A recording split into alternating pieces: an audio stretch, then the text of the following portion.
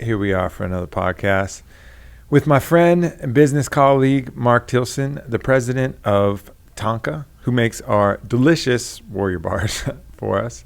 And we're here to talk about quite a few things. Some stuff to do with our products, some stuff to do with some history, and some stuff to do with a very cool contest that we're promoting and a charity that we're benefiting. So welcome to the show, my friend. Thank you, Aubrey, and hi to everybody out there in Onnit world. It's a great honor to be here and be part of the Onnit community. Yeah, absolutely. So just so everybody knows the story, one day I was walking through Whole Foods register, and I saw up on the counter, I saw a buffalo meat jerky bar. I was like, okay, I'll try this. And so I get out, and I don't even think I waited till I got in the car, and I peel back the thing, and I give it a try. And it was buffalo and cranberry and peppers. And as soon as I tasted it, I was like, holy shit, this is something new. Like, I could taste that it was like real meat, and it wasn't like one of those Slim Jim bullshit, fake meat kind of programs. And the flavor profile was amazing, and the quality of the nutrients, and I, of course, paid attention to the ingredients, was amazing. And I got to work, I think it was on the weekend, I got to work the next week and had the team reach out because I knew that was a product that we wanted to carry. So the first thing we did was just contact you guys, and that's how this whole process started. And it's been a great start of a really great relationship. We're a company that's based on the Pine Ridge Indian Reservation in southwestern South Dakota, which is the second largest Indian reservation in the country. It's home of the Oglala Lakota people. So this is where these are the folks who are descendants of Crazy Horse and Red Cloud and American Horse. This is where Wounded Knee happened, about 30 miles from our office. And it's a big area, like 3 million acres of folks live, 3 million acres of land, about 35,000 people live there. It's really beautiful, but it's really isolated. And it's kind of a place of contradictions, Aubrey. It's beautiful people, beautiful culture with a really sad history. Mm-hmm. And a lot of suffering goes on because there's no economy. The unemployment rate, since the buffalo were destroyed, the unemployment rate has never been lower than 65%. So the few jobs we've created are a big deal. So our partnership with Onnit is like a really big deal in the community because people are like, wow, you know Aubrey? And I don't know about all that. But we started this brand as an idea to try to break the isolation of the reservation, and you helped even break it more. So we really appreciate the opportunity to be able to bring this product to more and more people around the country. Yeah, no, that's awesome.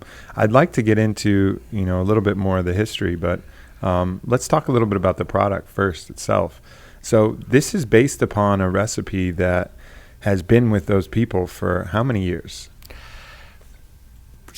I don't know, centuries. Wasna, a lot of people might have heard the word pemmican or Wasna, and indigenous tribes all over the world, all of those words directly translate into all mixed up. But it turns out that as we got into researching what products to make, and we were looking at Wasna. Now, traditionally, Wasna would have been dried meat and dried fruit packaged in the fat of the buffalo, the organ fat. And, they developed that product as a way of preserving enough calories to survive the winter. And it's a centuries-old process of pounding the acid from the fruit into the protein in order to create a natural preservative. Mm-hmm. And what we did was recreate that as much as we could in a USDA-approved smokehouse environment using some celery-based starter culture to make it consistent. And tried to preserve as much as we could of what would have been traditional Wasna. But, of course, we didn't add the fat because people aren't as calorie-starved as they were a century ago. Everybody's protein starved now. Mm-hmm. So, we've created this sort of modern version of a traditional food. And it turns out that, tribes all over the world, and some tribes still do. I mean, Wasna is still made on the reservation as a sacred ceremony food today. And it's still a traditional way of preserving meat. How did they, how do you think they figured out that the preservatives from the fruit, the acid from the fruit would preserve the meat? Is it just one of those trial and error things? Like somebody decided, well, I like these cranberries and I like this buffalo, and I'll mash them up together for today. And then they just found that maybe that piece didn't go bad, or how does this happen before the understanding of the science? It's interesting to me how much traditional teachings and traditional ceremonies match science. When you're on the reservation, you listen to the grandmas teach younger people how to make wasna. They'll have a rock bowl and a stone, and they're always talking about, you gotta pound it, you can't stir it. You gotta pound it, you can't stir it. And when we were trying to develop the product, you tried to stir it, didn't you, Mark? Well, what happened was we were on a phone call with a pretty well-known food scientist named Dr. Hirsch, and he said, to make this thing work, you guys are going to have to use pressure to get the acid to bind with the protein. And I was like, we already knew that. Yeah. We forgot we knew it. Yeah. But it's interesting how much all those traditions come back to some common sense approach. And I guess they must have learned it from, I don't know, people dying from bad meat. I mean, yeah, over centuries, I think it's trial and error. When you live as part of the natural environment, the way indigenous people did up until modern times, I think that became almost common sense somehow over centuries. Mm-hmm. No, that makes sense. So talk about, you mentioned history, and I definitely want to touch on that. For people there's a lot of people who've probably heard the name Wounded Knee, but they don't know really what went on there. Heard the name Crazy Horse. Take us through the abbreviated, I know there's the long history, but take us through the abbreviated history of the Lakota people, and especially in that region, the Oglala. Well, we're talking about the Oglala Lakota people, which are one of the 7 bands of the Lakota Nation, and these are the folks who signed a treaty with our government in 1868, called the 1868 Treaty, to preserve all of the Black Hills and the western part of South Dakota and a little bit of Nebraska, Montana, and Wyoming as the Great Sioux Nation. Soon after the treaty was signed, gold was discovered in the Black Hills, and our government abrogated that treaty and forced people back onto, and that's what started Red Cloud's War. And Red Cloud's War went on. Our government actually lost control of what was then called the Bozeman Trail, and treated for peace. But in that process, since gold was discovered, there was this huge exodus of people from the east trying to get into the land, and I think it was Grant who abrogated the treaty. But even today, the Lakota people have, they won a Supreme Court case in 1980 that said that it was a dishonest taking of the Black Hills. It was a violation of U.S. law. But the court then awarded the folks the value of the land at the time of the taking in 1890. I think it was 1890. Not adjusted for inflation? No, but there's interest. But interestingly enough, these are some of the poorest people in the United States, and they've refused to accept a dime of that money even today, because the Lakota people's creation story comes from the Black Hills. It's where they believe they were born. It's where they came from, and they're not interested in money for the Black Hills. They're interested in having it returned. So that part of. Well, how would that logistically work? Is that even possible? Well, most of it is federal land. 2/3 of the Black Hills actually belongs to the federal government. So there's not.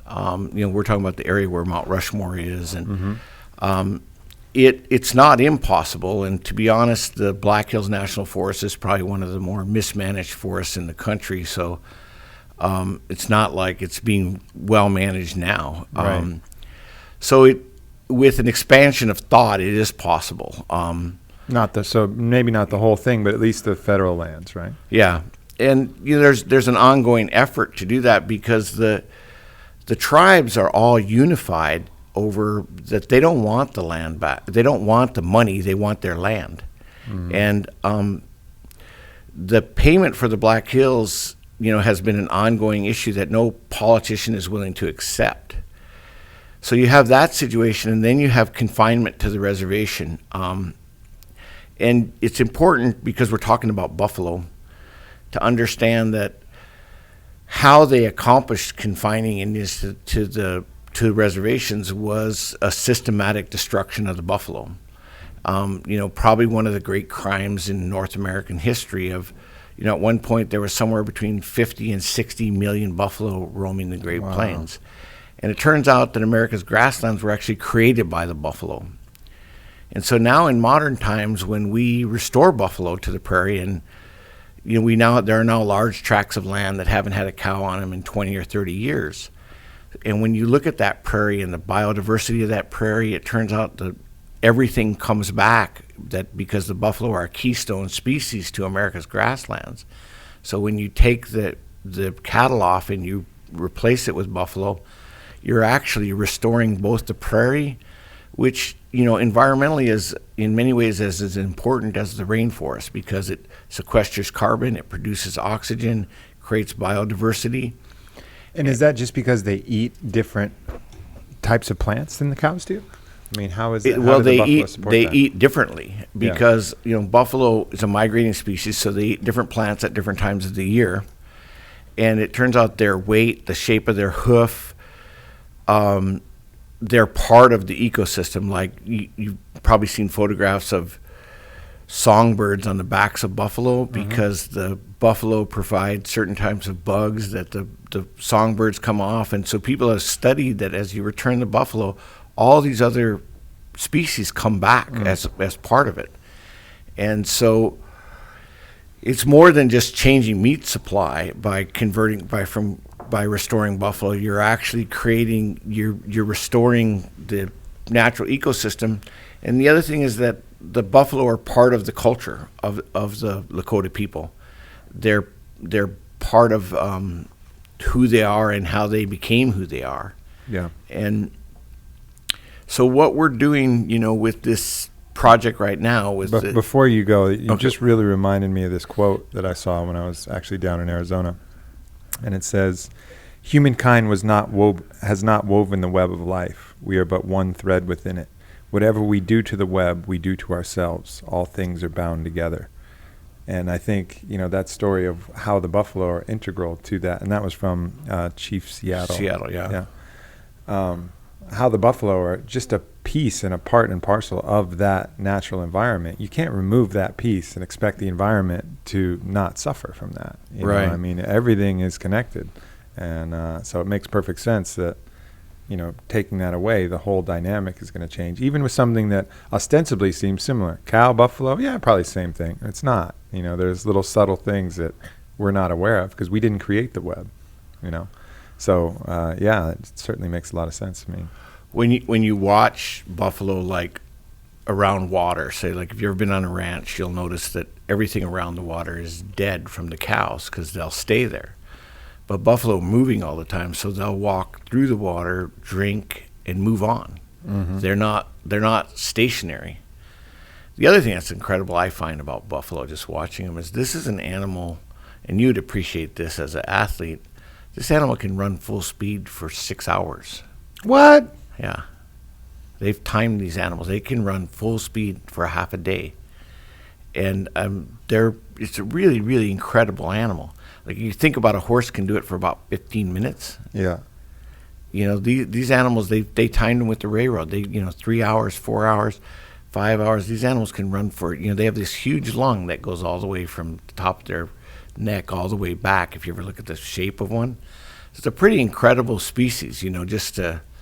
Just their presence is awesome. Where do the cows that we normally have, where do they come from? I don't know what the root species of that.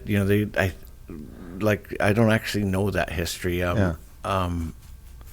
think they weren't they African at one point?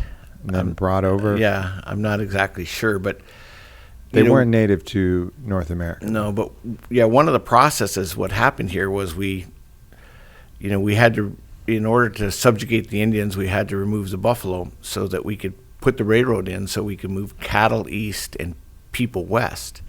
And that was then used to create the land sections that we have today.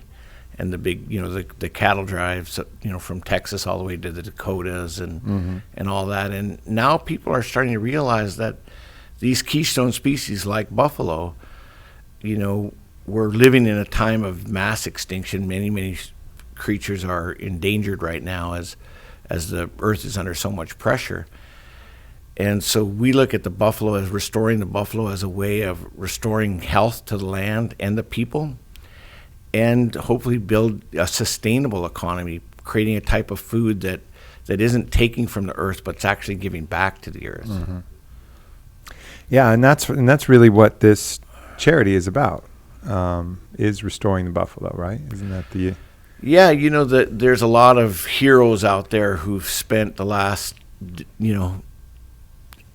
since the early 1900s, returning the buffalo from extinction. And, we've never had a program to, the buffalo have never been on the endangered species list. They've actually been brought back. I always say they paid their own way back from extinction with their blood, because that's literally how the buffalo have been restored. Now we have them protected in national parks, but buffalo are ranched around the country, which is why we're able to eat them. And one of the issues is there's no path for young people who want to get into raising buffalo.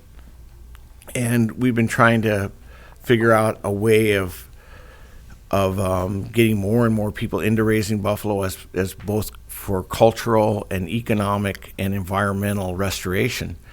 And so we've decided to create this new project with our partners called the Tonka Fund. And the Tonka Fund is an effort to return buffalo to the lives, land, and economy of Indian people. And every November is Native American Heritage Month, and the first Saturday of November is always National Bison Day. So we've decided that starting this year, every November we're going to do a campaign with all of our friends and retailers and supporters to call attention to the buffalo and try to give something back to the buffalo and run this campaign. And we're really thrilled that Onnit has decided to join the campaign, right, kicking it off as one of the founders with us right in this first year. It's just awesome. Yeah. So, what our contribution is going to be for those of you listening is by the time this publishes, and it actually will probably be attached to the email that we send, but anybody who follows the link from that email, all about the Tonka Fund, and purchases anything on the site, we're going to donate 25% of those proceeds to the Tonka Fund, up to the max contribution.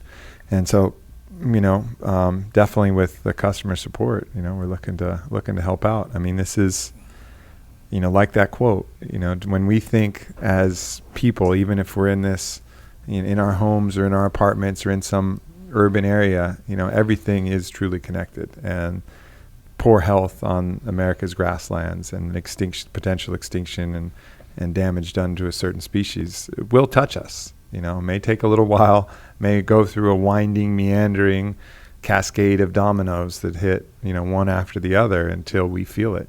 But it's so paying attention to all these things, when we come across them, is certainly something we look to do. Well, Aubrey, I think it's great. I mean, that you guys have all decided to reach out to your customer base and ask them to participate in this campaign, because that was always our biggest dream, was to try to get more and more people involved. And one of the things that people will notice when they get that email is they'll see a picture of a hand-painted buffalo hide by a very well-known Lakota artist named Sonia Holy Eagle. And you'll have a chance to enter a contest to win that hide. And this hide is touring around the country. It's going to be touring for the next year as part of the campaign. And anybody who wants to, it costs no money to enter to win, but you'll have a chance to learn more about what the campaign's about when you click on that link. Mm-hmm. And we're using that hide because it's one of the oldest forms of Lakota communication, was to use the hides to preserve winter counts and preserve the history. And we decided, well, let's use that old form of communication with this new modern form of communication, the internet and the web and, all the things that On It's about, and tie them together, the old and the new, and see if that will help touch people. So, you'll see signs and displays in different retailers around the country and on the On It website and other places and on our website. It gives people a chance to learn a little bit of history, and actually, somebody's going to own this hide at the end of the year, at the end of next year. In a year from January, we'll be giving it away. Somebody will own it. It'll end up on somebody's wall. And it'll be a historic piece by then because it'll been all over the country. Yeah, very cool. Some one lucky individual get to have a little piece of history. That's great. And it's really quite a beautiful piece of work, and I'm sure you'll be able to see a picture of it, on the site once it comes out. Yeah. No doubt. So if you had to, so you've lived on the reservation for, 41 years, as you say. If you had to pass along, like 5 pieces of wisdom that you've gotten from being that close to the land, that close to, one of the first people in our continent, basically, what are some of those wisdoms that you could pass down that, if you had the power to not just reach the people on this podcast, but let's say all the 6 billion people. Is that how many people we have, Orlando? How many? 6 billion. How many people we got? About 6 billion? 5 billion? Boy, I don't know if I'm that wise, but I still believe there's a lot that we can all learn from the indigenous people of North America. Today is kind of a historic day where all the tribes are unified to stop this pipeline from crossing their lands in the Dakotas. And the Senate, I don't know if they voted yet, but they're debating it right now. And these are people who are rich in their culture, they're rich in their heritage, they have, they're very, we have a 65% unemployment rate, but their culture doesn't permit homelessness. So every house averages 17 people in a house, even wow. in a little house, because people are so sharing and supportive. So they're rich in some ways, but not materialistically. And I think that one of the things that we as a society is we get hung up on all the things that we own or buy, and we work hard and drive ourselves in debt to own more of these things, when our health and our family and our community are really the priorities, and they still live that way in many, many ways. And I think that, like I noticed amongst my children who are tribal members, when we moved to the city when they were young, and the kids on the reservation understand the difference between need and want, but once they got into the city, they got confused about what they needed and what they wanted. And there's a lot of that, and I think that's an important lesson. And I think that, we're human beings. We're part of, just like what you said, we're part of the natural environment. And I think we all need to take a step outside every now and then and take a deep breath and get away from the pavement and realize, we have a responsibility to each other and the earth. Mm-hmm. And the indigenous people are still there protecting the earth in any possible way they can. And that's a piece of wisdom that I think we all need to sort of take a deep breath and look at in not some mysticism way, but really, the top scientists in the world are now questioning how long the earth can sustain this type of growth. So we all have to learn a new way of eating and living and surviving in order to have the kind of life we want to have. Yeah. And maybe it isn't who owns the most stuff. What do you mean? What are you talking about? That's crazy talk. We need more stuff. That's the key to happiness, stuff. It works for everybody. No, that's awesome, and I think that's very important wisdom. I think people also get confused as to what wealth is. Yeah. I mean, it's something that's, so patterned in, oh, are you wealthy? You're not wealthy. Well, what is really of value? I mean, many of the really, quote, wealthy people that I know are some of the most unhappy. And it's because they're very poor in a lot of the other things that some people that you see out on, island cultures. And even when I was in Africa, even in some of the people living in absolute abject poverty, had a much broader smile, a sharper twinkle in their eye than when you go to a meeting with a bunch of hedge fund managers. They're just surviving from, Ambien and, Zoloft and whatever other pills they have to numb the pain. And it's a weird kind of thing that we have. And I think, going back, nature is the earth is such a great teacher on its own.